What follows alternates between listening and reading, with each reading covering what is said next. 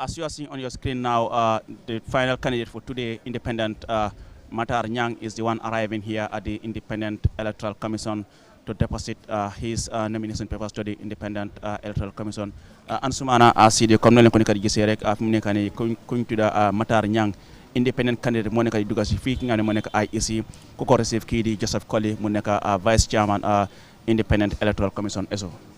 waaw Aliou Matar bokk na ci independent candidate yi nga xamante ne ren ñoo fas yéene wane seen interest ne bëgg nañoo jiite li di réew mi ñu ko sàkku ci Gambien si moom ngeen a gis noonu moo sol lii di kos bi borom sud bi ànd ak kii di Jokkoli nga xamante ne moom mooy vice chairman bu IEC dina ñëw toog moom it jàkkaarloog chairman joxe li nga xamante ne moo di kayit yi IEC di laajte dafa mel ni àndul ak mbooloo waaye ci gàttal daal moom bokk na ci independent candidate yi nga xamante ne ñoo ñëw pour taxaw wane seen interest daal daanaka ne bëgg nañoo jiite li di réew mi amuñ nag lu bëri ci Matar waaye xam naa wala yaakaar naa ne bu paree dina waxtaan ak lii taskati xibaar yi.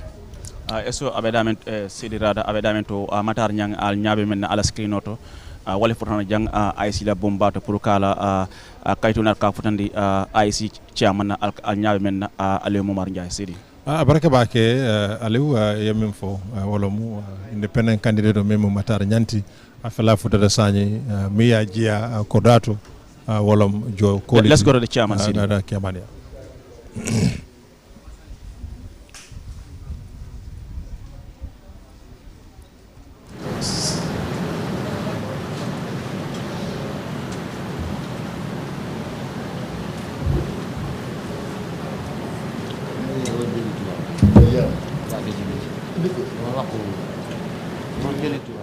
ka fon sede kaytoto ani afon kundingo wolom Matar subring wada say order for nomination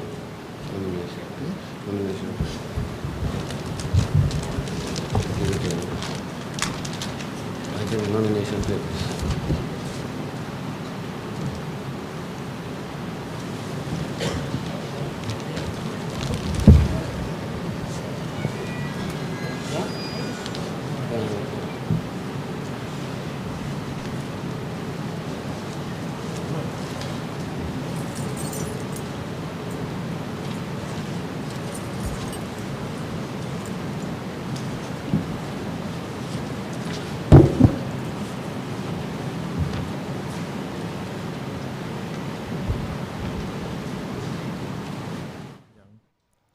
who is also an independent candidate.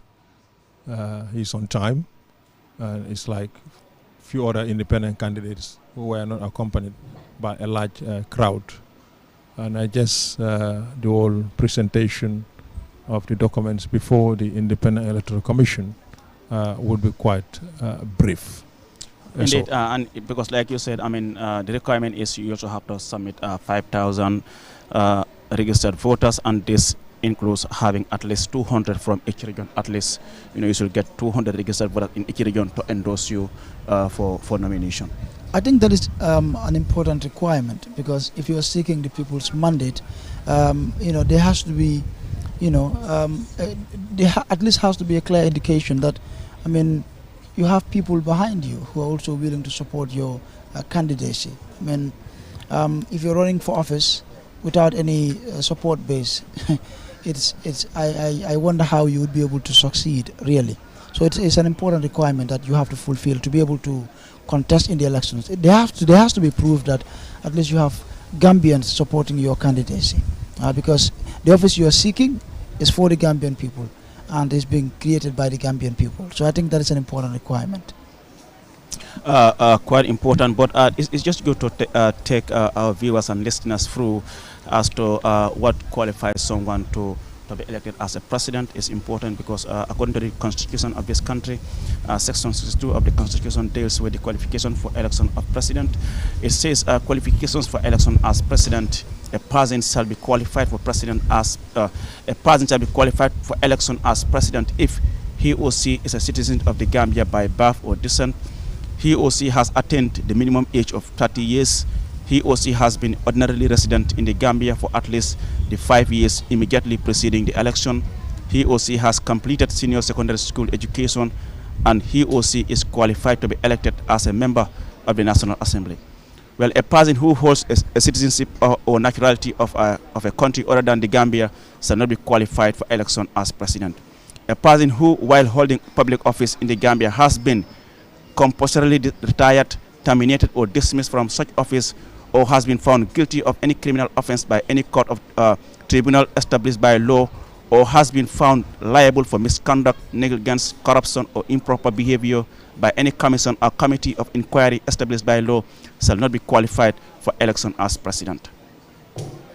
Barke bake Aliou ye bankiro ke mimbe dending mimbe safuko mo ka katambe ni luwala mi yalon ko wolle be lareng Gambia banko kan la loi bukoto mimo 1997 constitution bunda mi yalon ko jama bal kumo fokan ni watu min kala section 62 1c of the constitution, which reads, a person shall be qualified for election as president if he or she has been ordinarily resident in the Gambia for the 5 years immediately preceding the election.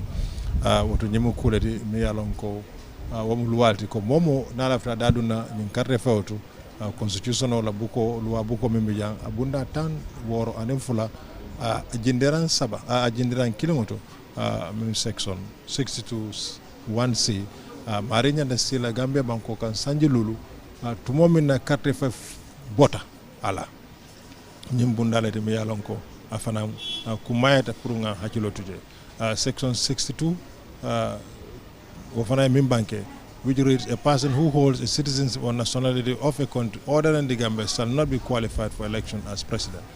Momin fana yalon ko Gambia diolo mati bar banku dola kayto babulu o fana mole de mi yalon ko ata tambinola kanyi makamo nyini nyil bemu lu waleti ani luwa kotengolu mi yalon ko abebe ate luwa buko kono nyantela namo jola fay timma nyande kala mole mi yalon ko insafa sondomo mambo anyoto waranda mambo ikeda modi mi yalon ko sa sondomo courant tela andi ikeda modi mi yalon ko ala jata kende alhamdulillah rabbil alamin ikeda modi la karam fana futara tunko doto mimu secondary certificate o fana ko le mi yalon ko akumayata andi manyen ke modi momin fana yalon ko safa ko ya baydo ko la waranda ya samba kitiyo la bunda to mi yalon ko asake wa ya siyati ka tumiro la ka tumuro mi yalon ko astara siringa akunto andu manke mo fananti mi yalon ko natre ite yebaye la palaso to aketa kuti mi yalon ko kisro kedeje ko tinyaro ke wo makamo nyinto nyillon sartolti ani sarto kotonglu mi yalon ko moñanta sotol ka moñanta balannala janni be tambila kake presidente warande ka dung ño sabokono ñimbankon ka eso abaraka Sidi jërëjëf Aliou jërëjëf Sidi mbokk yi comme que ñu ngi xaar kii di Matar Niang am ci laaj ak tontu ak joxe kayit bi nga xamante ne mooy dox ci digganteem ak lii di ñi liggéey ci IC ci njiitalu kii di chairman ñu fàttaliwaat leen rek yenn ci sarte yi nga xamante ne moo ëmb naka lépp lu jëm ci wàllum naka la waay di def pour mun a taxaw wala sax lan moo laa teree taxaw ci lii di élection fii ci biir réew mi njëlbeen bi mooy ne yow war ngaa mun a taxaw pour bokk ci élection nga fal wala ñu fal la bu fekkee ne fii nga juddoo fii ci biir réew mi wala say ay waajur fii lañ juddoo moo xam na da sa maam lay doon wala sa waajur yi la jur gannaaw loolu tamit bu fekkee ne am nga lu toll ci fanweeri at war ngaa mun a taxaw pour bokk ci élection fii ci biir réew mi bokk na ci tamit mooy bu fekkee dëkk nga fii ci biir réew mi lu war a toll ci juróomi at yaakaar naa wala ci biir juróomi at nga dëkk fii ci biir réew mi war ngaa mën a bokk ci élection beneen bi mooy bu fekkee ne dem nga ba jeexal li di senior secondary school mooy gannaaw jàngi diggi doom yi boo demee bi ci toppa boo ko jekkalee war ngaa mën a taxaw élection fii ci biir réew mi bu fekkee ne nag yow sànniñ lañ la wala woteen lañ la pour nga bokk nga nekk ci li di pencab réew mi yooyu war ngaa mën a taxaw waaye nag bu fekkee ne yow doo am nga kayiti doomi réew mi warloo mën a taxaw pour nekk président fii ci biir réew mi mooy li ñu naan dual citizenship bu dee am nga kayiti beneen réew ne yow doomi réew yi foofu ngay tamit doo mën a nekk njiiti réew Gambia bu fekkee ne nag yaa ngi doon liggéey ci li nga xamante ne moo di buntu liggéeykaay nguur te nga nekkal fa askan wi mu di public office bu dee ne dañ la bàyyiloo liggéey ci TF wala sax dañ la dàq liggéey wala nga bokk ci li nga xamante ne moo di njuuj njaaj ba jaar fa ñàkk sa liggéey yow waruloo mun a taxaw pour bokk ci élection fii ci biir réew mi bu fekkee ne tamit yóbbu nañ la fa mbaxana doone benn ñu déggal ne da nga doon yëngu ci li njuuj njaaj wala loo xamante ne àndut ak loi doo mun a taxaw moo di criminal offense yow doo mun a taxaw pour nekk président fii ci biir réew mi bu ci topp yi tamit mooy ne bu fekkee ne yooyu tamit déggal nañ ne da nga bokk ci li nga xamante ne ba léegi mooy ñaawteef njuuj njaaj wala sax def yenn jëfoo yenn yi nga xamante ne àndut ak lii di loi wala sax am commission boo xam ne nguur teg na ko fii ci biir réew mi ñu def ay gestu mu di commission of inquiry seen gestu wane ne yow def nga loo xamante ne àndut ak loi yooyu doo mun a taxaw pour nekk président kon si gàttal lii moo doon yenn ci sart yi nga xamante ne luwaay réew mi loola fa ne bu fekkee ne waaye matal na ko wala mataluloo ko yow di nga mun a nekk président wala mënuloo nekk président ci gàttal yaakaar naa lii la Aliou. eso ye kuma kan min banque surwa kan la wala seede yaroti min nyante tambila ka nyi makamo nyini mbetemo min tu te I was going to school. I was called Mata, but then I did not learn the Quran. Now, when you finish the Quran, they call you Tafsir or Sheikh. They call me Sheikh. I have seen the Quran say Mata. Yeah. And here you are writing Mata. Which one do you prefer? Sheikh Matar Niang. Yeah, I prefer Sheikh. Can you write, please, let's do it. You see what I mean? Say Mata. Yeah. Okay.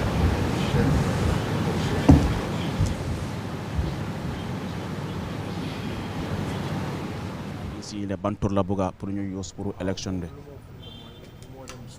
ko Matar waaye dem na ba jamono boo xam ni dafa jàng alquran ba àggale ko soo ñu jox ko Cheikh Matar foog naa loolu la nekk di wax kon dafa mel ni mu ngi déggal ay si ne bantour mooy nekk si ballot bi mooy Cheikh Matar la naa Matar la eso waaw loolu yaakaar naa leer na kon dafa mel ni liñ gisoon ci kii di honorable Halifa Sallah gis ko ci honorable Marie Sock dafa mel ni loolu lañ gis tamit ci moom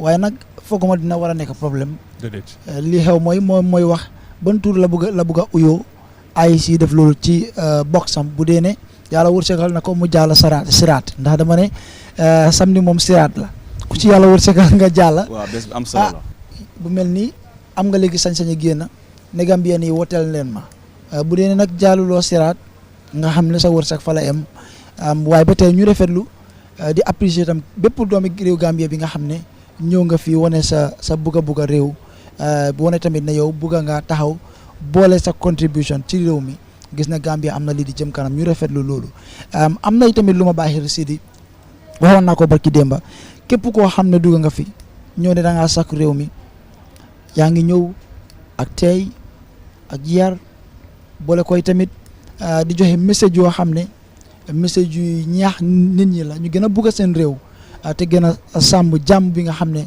Gambie loolu la mos a xam te foog naa loolu war nañ koo mën a rafetlu ñu bàyyi xel ci kàddu yi nga xamante ne suñu njiit yi ñëw fii yooyu la ñu nekk di bàyyee foog naa loolu lu am solo la.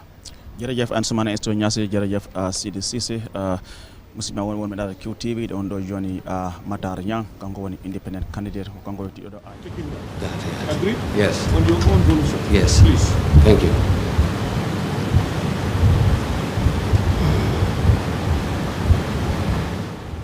live from the Independent Electoral Commission here on the Batlading Highway in Carnifing, and as we are seeing on your screen, that's Matar Niang, another aspiring independent candidate who is here to present his nomination papers to the chairman of the Independent Electoral Commission, Aliu Mamar Jai.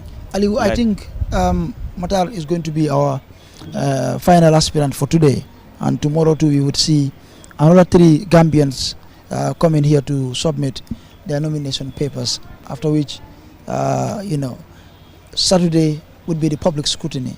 Yeah, and tomorrow, like you said, we are going to receive Papa Fall, an aspiring independent candidate, Abdullah Jame, National Unity Party, and Democratic Party, Kitabu Fati. These are these are the scheduled aspiring candidates for tomorrow, and that will bring an end to this to the nomination process for the upcoming presidential election. And on Saturday is public scrutiny, where the public can come and raise any objection or against any aspiring candidate, and afterward the IEC will make a public announcement as to the candidates who are confirmed to participate in the upcoming election in December. Sidi.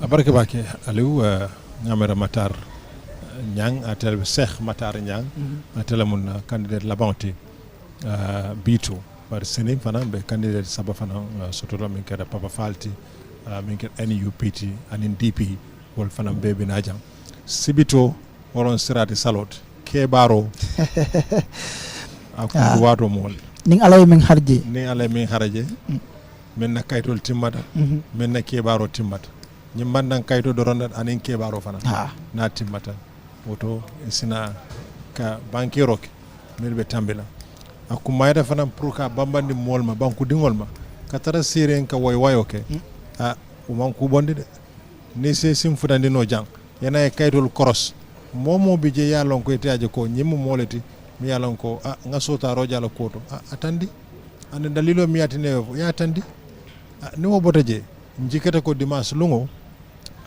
bankero be kala mol mi yalon ko wala be dadu na en carte fawto parce que novembre karo tilu konondo campagne bunda yel oto kumata pour nga fahamo nyama Matar Nyang ate nyin tembentu atelbe sirenka CDR ke akumula an kayto mi yalon ko abalande kan nyin tembentu and atelbe kala mo labanti bi mimbina ka CDR ke afangola anala kaytolu nyin tembe nyin kate fayo akumayata be temomento parce que Gambia bi loi hapo milla ko president membe siring anyanda dan hapo minto mo futaka wala moto selan sembo bimbe banko dingol bulu e nyanta wala tala ka tombondro ke moma mi yalon ka be tambila fo sanje dulu o temboto mbolete wota kumayata wala tinna e ka fo jama banko be kankile banko dingo be kankile ne be bulu eso Abarka Sidi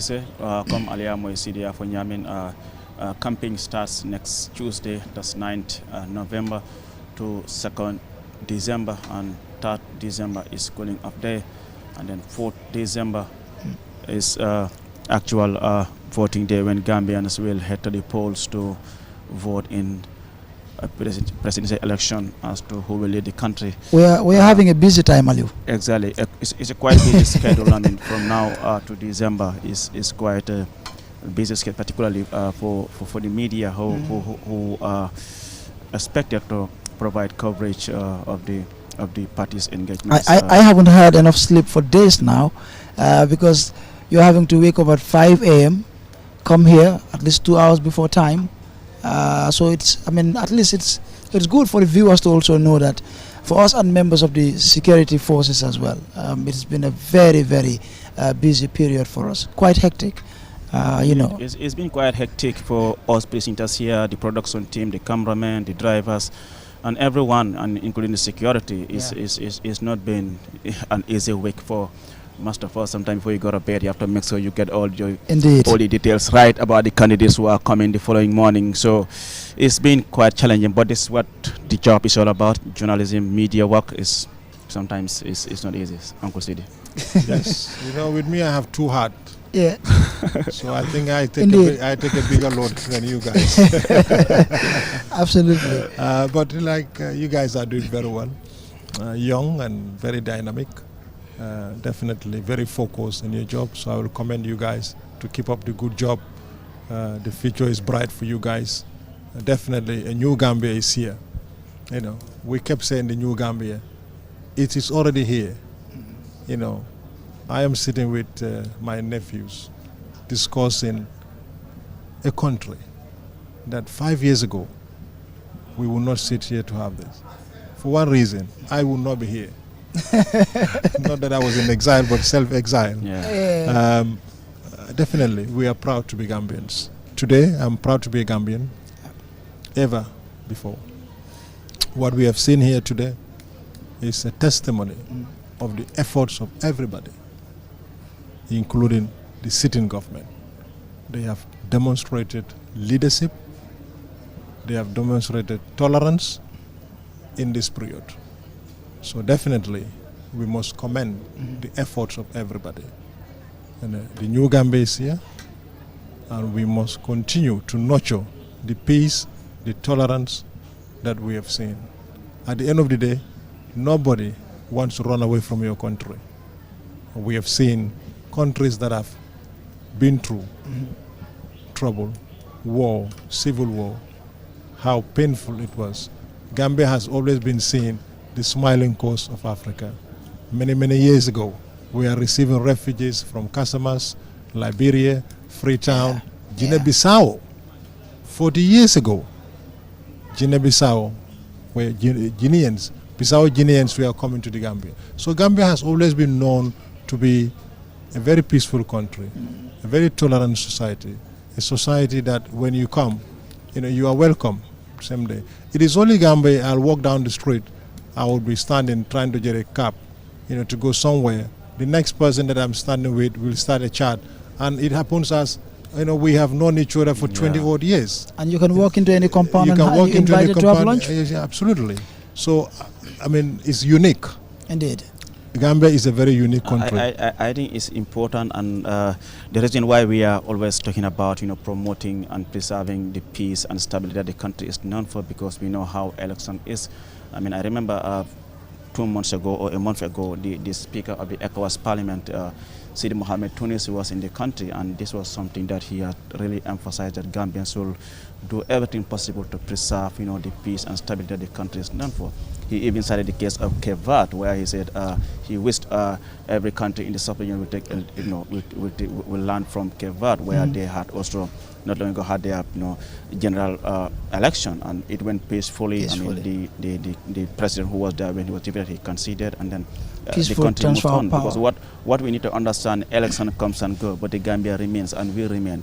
And I don't think politics should really come in between us as neighbors, as family members. At the end of the day, whoever wins is about the development of the country, and we just have to get back to work and ensure that we see nothing but the country. We have to see the country first, and then only through that, then we can move on. For me, when we're talking about a new Gambia, for me, the new Gambia wouldn't just come about by the changing of laws. It is more about changing attitudes towards one another. It's more about changing attitudes towards country, because at the end of the day, Gambia belongs to us. We are called the Smiling Coast for a reason. Yesterday I said we are one of the most hospitable people in the world. We are not just a collection of tribes, or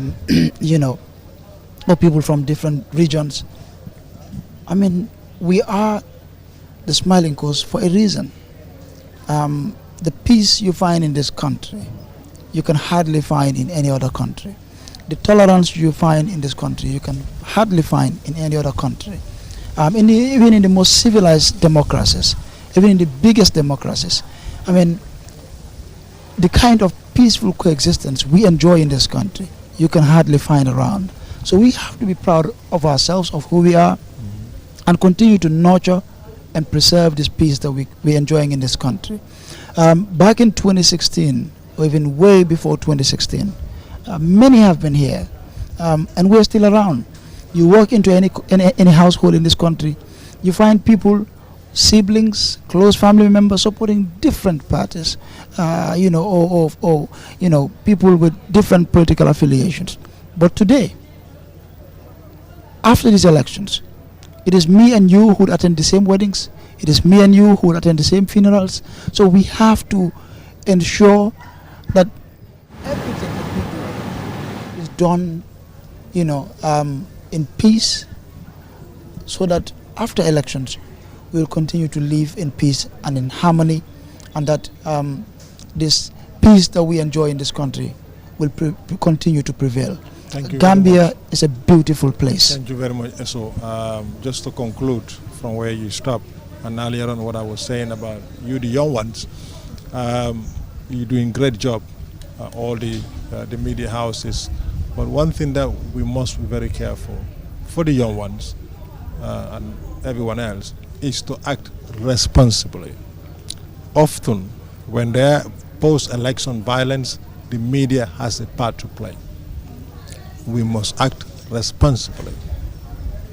Our actions must be genuine and sincere. Nobody should have a premeditated thought to undermine the integrity and the sovereignty and the peace and tranquility in this country. That's very important. We must be aware of that. You may have your affiliations, but when it comes to the job, you must do it by the ethics of the profession. From a bantuat ko si sose, atol membe nyindo ko kono, funding ke lula malti, funding musol la malti, albe doku kalanke ke kan, bi Gambia kibar bi kan numola, Facebook kibaro lombang, social media kibaro lombang, television lombang, akumayata. Doko nyanta kela ay saha ay kalanke ya. Ne fitino moye dawoda. Jama kibar talal bulo kataraje. Febe social media febe radio leto fo television e bulo katara ko non. Woto Gambia nyanta balanna wala. Til dan don komanto. Ronan Bagbo, Alassane Ouattara, e kafuta e bulo di nyola sapita nyokan e nyo sumbu. Mo wili jelle fata Ivory Coast banko kan. Ouattara be baluring, Bagbo be baluring. Bi sita ye kofi mi nyotema, ye jisma mi nyotema. Woto akumayata dindingol min be nyindo ko kono isa lafi ka mo fasa bar ni natela do ko la do ko ke ay kalanke ya ye horomo sambaje ye bunya sambaje ye silanto sambaje kat ko do ko silanto le beje wo silanto le mundi do ko nyanda tamala nyame ya tamandi wo nyam bantuwat ko ndaw yi ñu nekk ci liggéey bi yena ngeen def liggéey bu baaxa baaxa si xale yu si jigéen yi si góor yi si ndaw ñëpp yéen a ngi def liggéey bu baax waaye baax na pour ñu bàyyi suñu xel ne toujours soo gisee fitna boo xam ne jóg na pa élection mooy ne taskati xibaar yi dañ si dee am loxo kon nag baax na pour ñu bàyyi suñu xel liggéey bi ñu teg ko si yoon liggéey bi dafa am ay sarta dafa am ay doxalin yooyu sarta yooyu ñu toppa ko nu ngi ko waree toujours soo gisee fitna jóg ñu dee nekk si gannaaw fitna yooyu ñu bari taskati xibaar la gis nañ fan yi si gannaaw rek lu xew Ivory Coast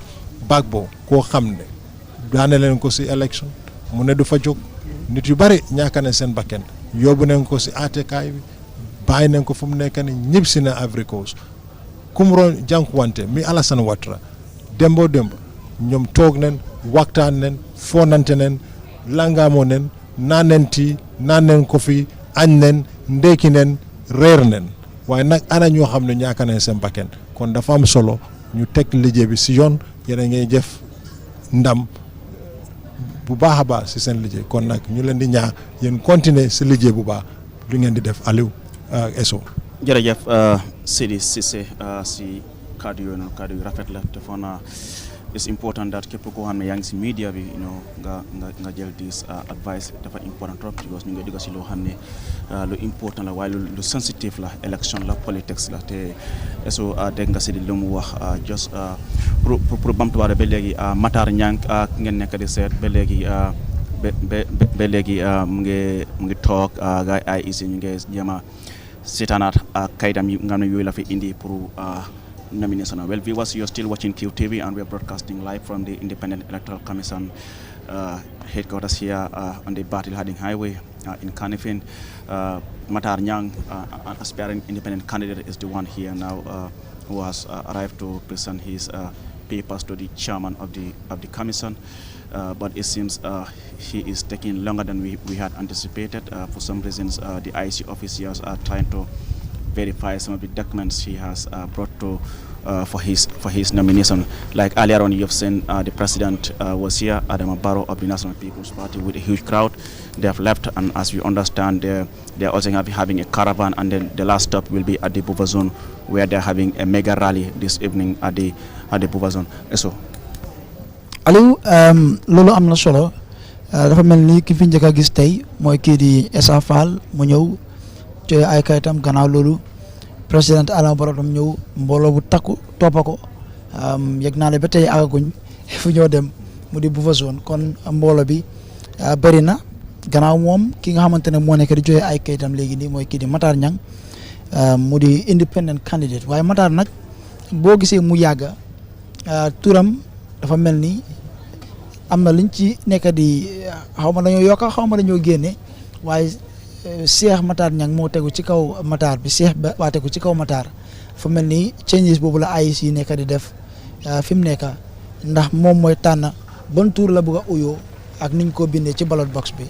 bu fekkee jàllal na lii di siraat maa ngi nekk di emphasize siraat bi ndax baax na am na solo lool te baax na ñu fàttali askan gi ñu xam ne képp koo xam ne doomi réew nga ñii ñëw fii depuis bu ñu dooree ba tey samedi képp ku fay ñëw si Gambien indi sa kayit ne da nga bëgg pour ñu fal la nga nekk doomi réew yow Gambien bi am voters card am nga raay pour ñëw fii gestu kayit yi nga xam ne la teg ci loxo commission bi tey tamit bu dee ne yow am nga yaakaar ne borom warut a mun a falu nekk jiite réew nga bu boobaa nga wax commission bi lan mooy sa reason bu dee da ngaa dem fu mu baax na doonay benn tamit nga dem fa waaye baax na. waaw solo tam because xam naa ne ñoom yi kay ak Joolay ak Séeréer mën nañu eew rek ñu ne maay dem AIC public scrutiny foo naa balaa ngaa ñëw war ngaa am lu leer war ngaa nekk xam ne at least am nga an objection to make waaye nekku ne just dama ñëw pour xool kayit yi fekk amuloo benn objection booy def foo naa lu tam lu am solo la te jot nañ ci baal sa ne jot pour nga a banque mimbe ke kanjan sibito nzava lumo long let's now of acknowledging all the documents you bring, and the remaining ones, make sure that they are here before 4 p.m. tomorrow. Thereafter, all the documents you brought will be subjected to public scrutiny on Saturday. After that, I'll then let you know what your status is. Good luck and God bless. Electoral Commission Aliou Momar Njie just confirming receiving some of the documents required from Matar Niang, but he has been asked to bring some of the missing documents by tomorrow at 4 p.m. For the IEC to look at it. But any moment from now, Matar Niang should be having a brief chat with the press who are on standby to know more from him about his reason for wanting to contest in the election, but also here, and I've done the work here. But I'm greeting to the whole country, from Koina to Katong. I'm greeting the whole country. Musu kafu ke dinding keba. Mange no inyop, mido salmene yimbe Gambia fo. Gila Koina ha Katong. This is how democracy should work. Actually, they're doing wonderfully well. I have a program that I wanted you for 3 hours. I'm not running away from the journalists because I want the journalists to know. I have an archive belongs to the Gambia, and I want to leave it for the Gambian people to know. Because there's something, I think some of them are having my pamphlets. That's why I jot it down by making dot. That is digital. If you have any international media, anywhere that the media can hang, then I'll take 3 hours to 5 hours with you people. Then I'll tell you that what is it. Yes. What do you prioritize for the Gambia? Let's say between December 4th presidential election. Yes. Most especially the youth. That's why I came to politics. I'm not a politician. I'm an anthropologist, an archaeologist. So what are the priorities? They're in the pamphlet. Get the pamphlet. Give him one. Yes. Start giving them. Give the press. Give the press. Give the press. I give you 3 hours. If you like 5 hours, I can stand here. If there was a hall, I can spend the whole day with you. Have access to this pamphlet that you're claiming. One by one. Others are seated at home. This is a platform. This is a chance for you to sell your agenda. Let's talk about where you can win the hearts of Okay, give me one. Tell us what are your agendas. Okay. If you're looking for a country as a candidate, you need to have the map of that country. This is one.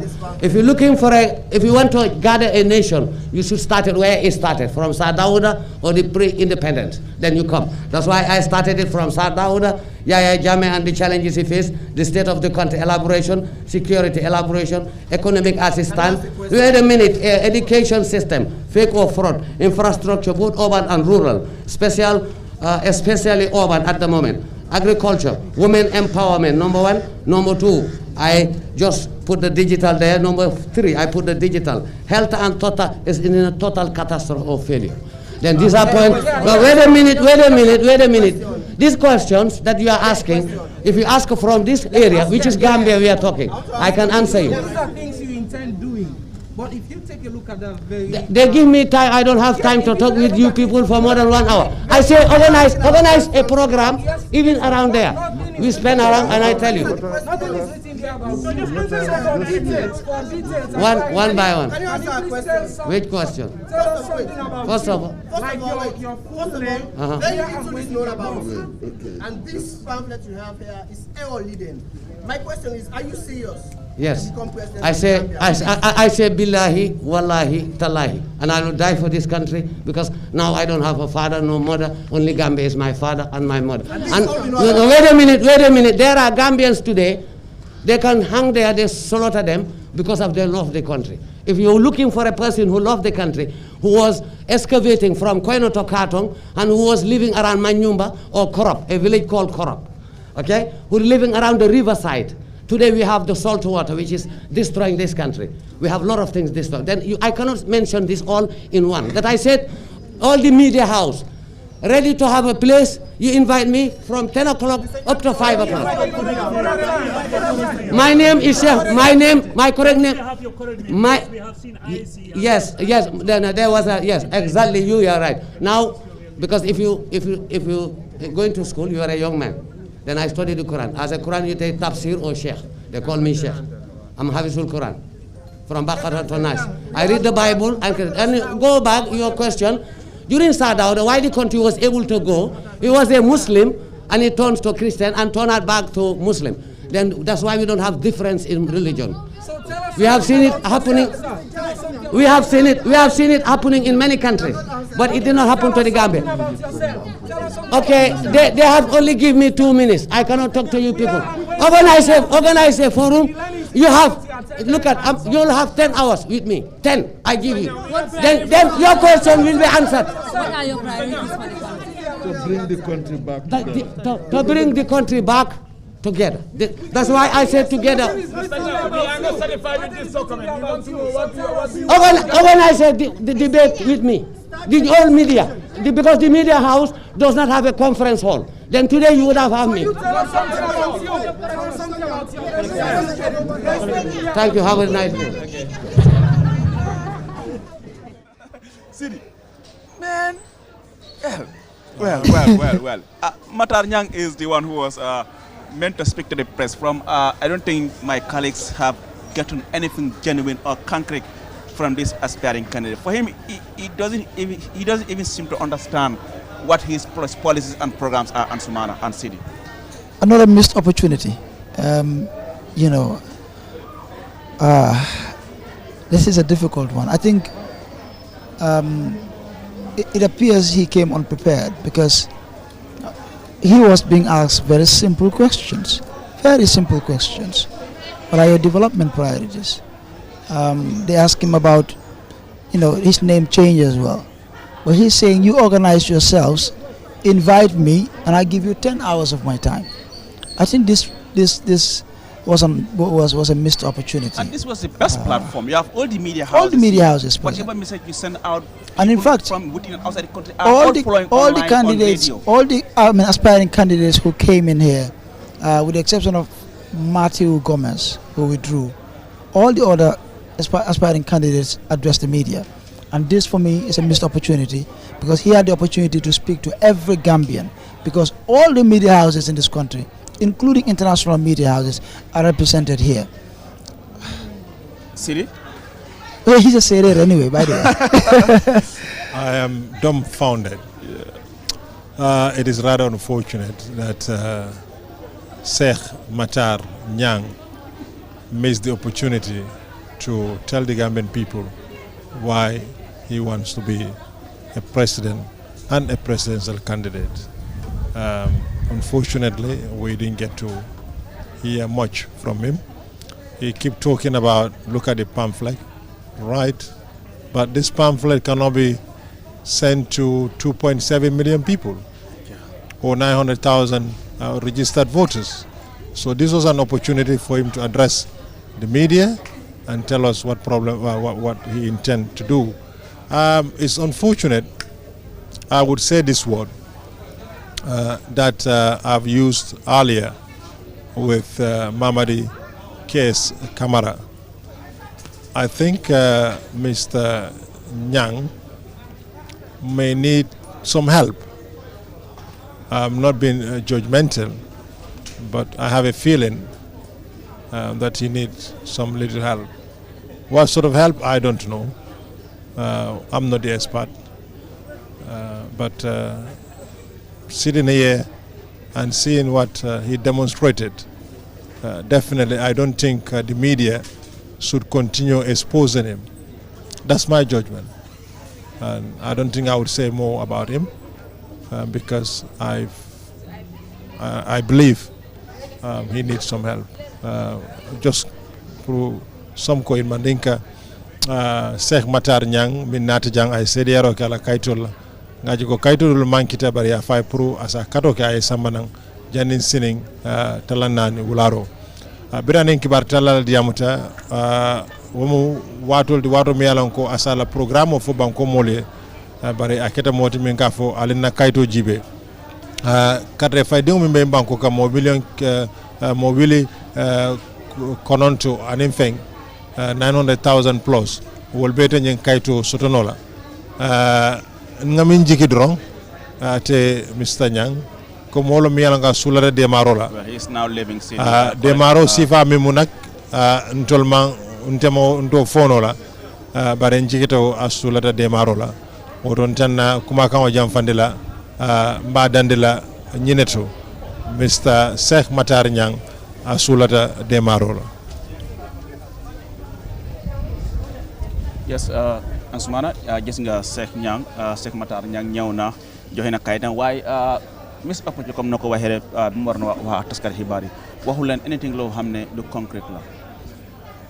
foog naa li dal Essa moo ko dal dafa mel ni moom amoon na opportunity pour waxtaan ak bépp doomi Gambien boo xam ne mu ngi koo déglu ci jamono ji wala mu ngi seetaan wala am interest li di politique réew mi moom nag wax na ne bu fekkee ne taskati xibaar yi bëgg nañoo waxtaan ak moom waxtaan bu yaatu kon nañ organise seen boppa oo ko mu ñëw uyu si leen dina leen jox fukki waxtu ci waxtoom moom waaye foog naa boo bàyyee xel képp koo xam ne ñëw nga fii ci aspiring candidate si di nga soo joxee sa kayit ba pare di nga taxaw waxtaan ak taskati xibaar yi wax doomi réewi Gambie yi lan nga leen amal bala yàlla wërsëgalee nga falu lan nga leen a defal moom nag dafa mel ni fa ñëw di xëccoo di defante taskati xibaar yi ni li ngeen maa laaj ma ne may leen ma 1 minute ci li ngeen maa laaj organise leen seen boppa ngeen oo ma uyu si leen waaye lii opportunité la boo xam ne bundu tasakaay xibaar yi nekk ci réew mi yëpp ñu ngi fi tey te bundu tasakaay xibaar yi nga xam ne sax ñoo nekk ci bitim réew am nañ ñu leen fi nekkali tamit foog naa miss opportunité la si moom. Jerejef, thank you very much. So viewers, you're still watching QTV and we're broadcasting live from the IEC building here in Kanifing. As you have been following us since in the morning, we have been bringing you live broadcast, and then today we receive people from three aspiring candidates. First to arrive here was Esambai Fall, who is aspiring to contest as an independent candidate. We also saw President Adama Barrow, Secretary General and leader of the National People's Party, who had also come here to present his nomination papers to the chairman of the Independent Electoral Commission. And just a moment ago, you saw Matar Nyang also aspiring as an independent candidate, also coming to present his nomination papers. Well, tomorrow's agenda, we have Papa Fall, independent candidate, who will be here to present his papers. National Unity Party, Abdullah Jame, will be here to present his papers. And we are also expecting Democratic Party, Kitabu Fati. Well, viewers, I'm afraid with that we bring an end to this live broadcast for today. Do join us tomorrow on behalf of my panelists, CD Cisse and Ansumana Esonyasi, and the entire production team and all staff at QTV. We thank you so much for watching. Bye-bye.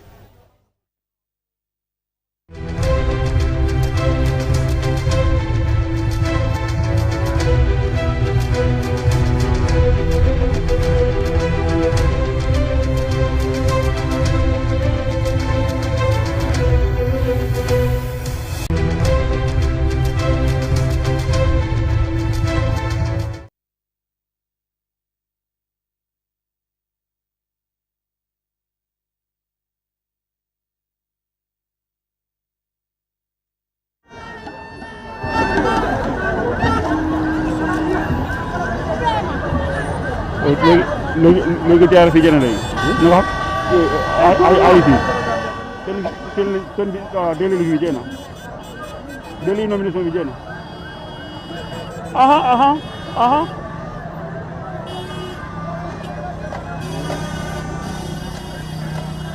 ni fi dama la kenn tajande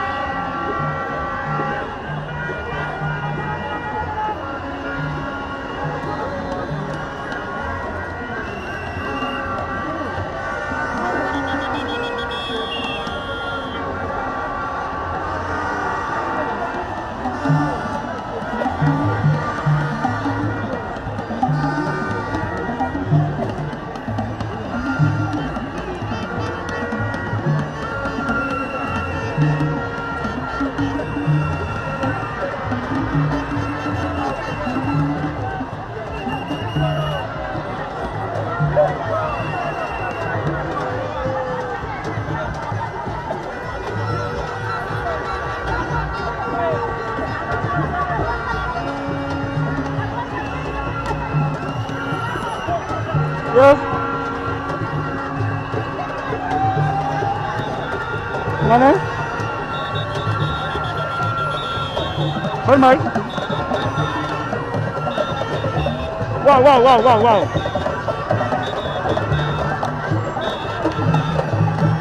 Okay.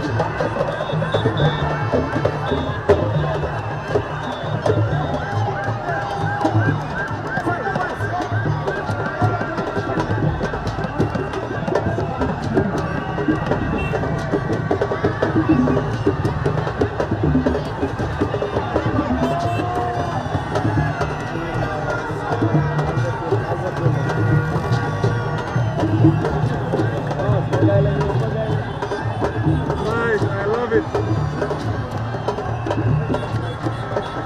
It's nice, I love it, I love it. It's a nice bag, it's a nice bag.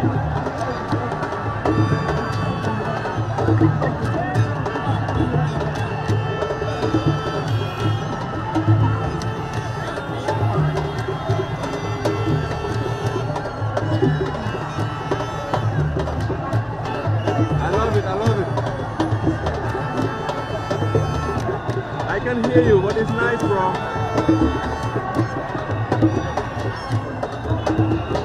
Look what's happening in the Gambia, actually. Wow, you get many bags here for me. Thank you so much.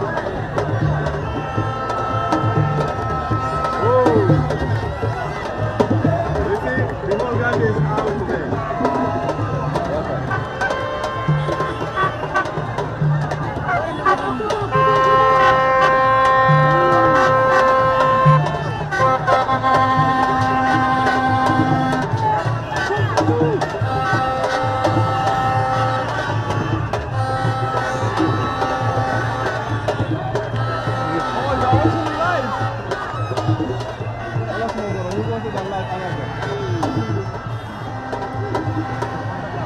Then it's okay, you can watch it.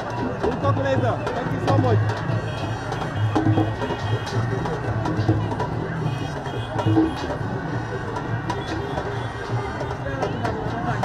Huh?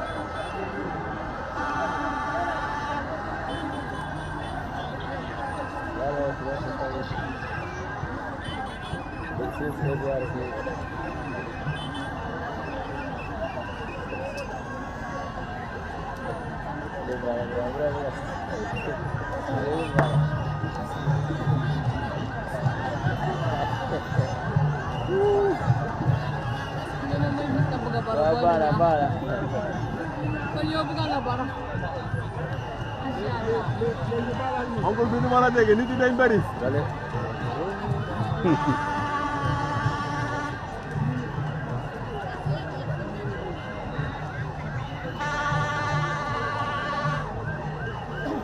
Waaw brother boo ñu ci dem di tuuti rek ñu am gaay.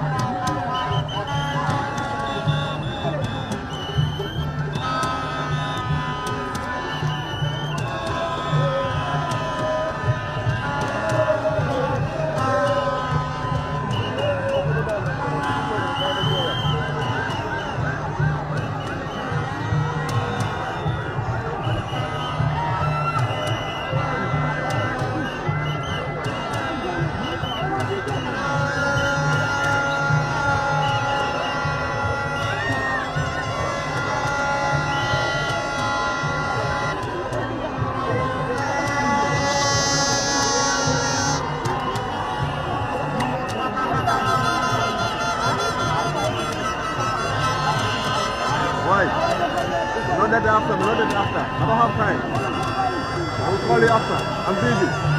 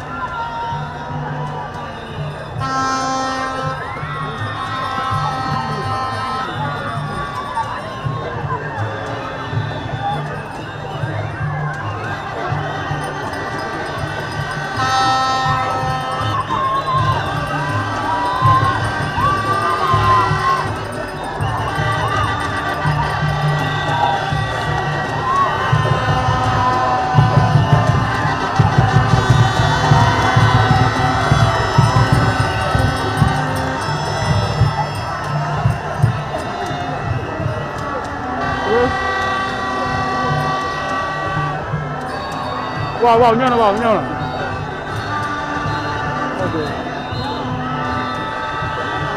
Ok.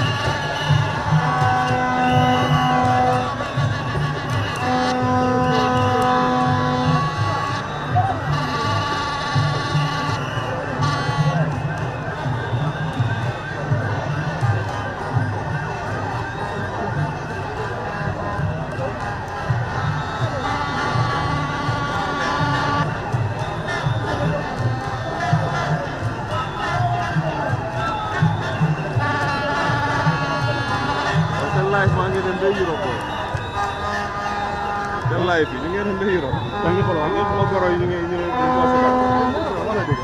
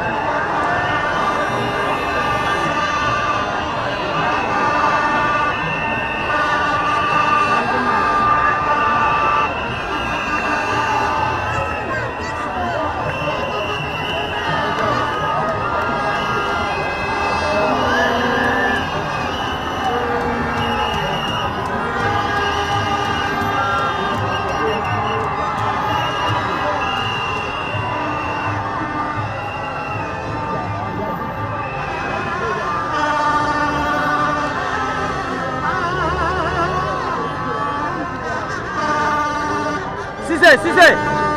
Cisse, wait.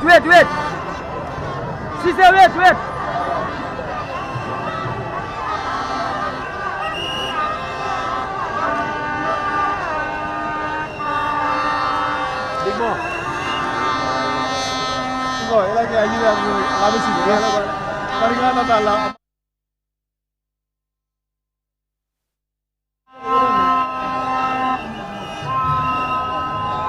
Big Mo.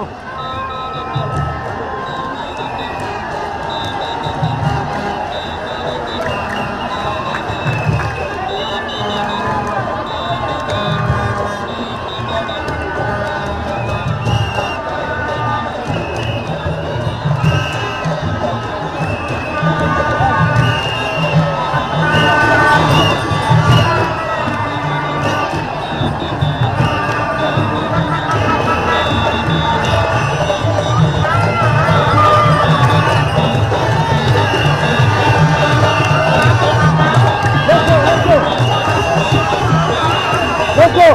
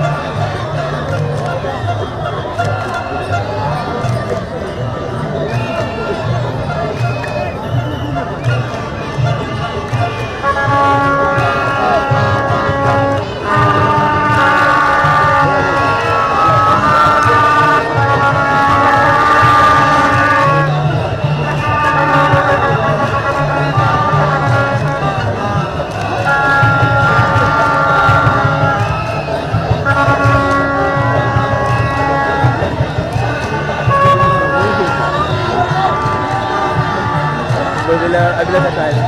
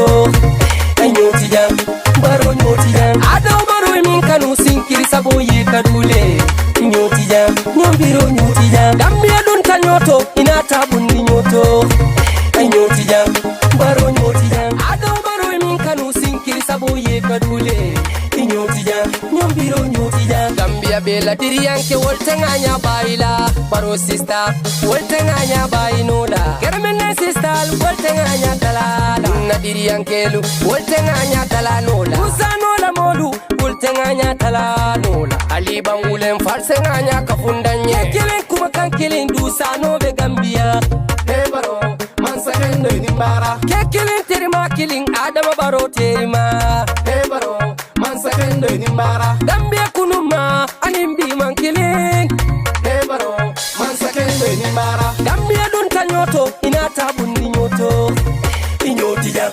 nyombiro nyoti jam ado baro min kanu sinkiri sabo ye kadule nyoti jam nyombiro nyoti jam Gambia dun tanyoto ina tabundi nyoto nyoti jam nyombiro nyoti jam ado baro min kanu sinkiri sabo ye kadule nyoti jam nyombiro nyoti jam banjul fosera kunna kum mobil kama sewuta e baro mansa kendo nimbara yen ko mama tabadi bun ko nimballero e baro mansa kendo nimbara fulbe Gambia inni ko adama baro be fala e baro mansa kendo nimbara tumale tura bun gambaro fantoli tura bun tan maymuna balde diriyanke wolle ka tura bun tan masangare sidin yara mosabale tura bun tan bapulo ramatullah adama dabu diriyanke makunda diriyanke maryama kazamma la min sibot Gambia tudu sano terima Gambia dun tanyoto ina tabundi nyoto nyoti jam nyombiro nyoti jam ado baro min kanu sinkiri sabo ye kadule nyoti jam nyombiro nyoti jam Gambia dun tanyoto ina tabundi nyoto nyoti jam nyombiro nyoti jam ado baro min kanu sinkiri sabo ye kadule nyoti jam nyombiro nyoti jam nyoti jam baro nyoti jam nyoti jam nyombiro nyoti jam nyoti jam baro nyoti jam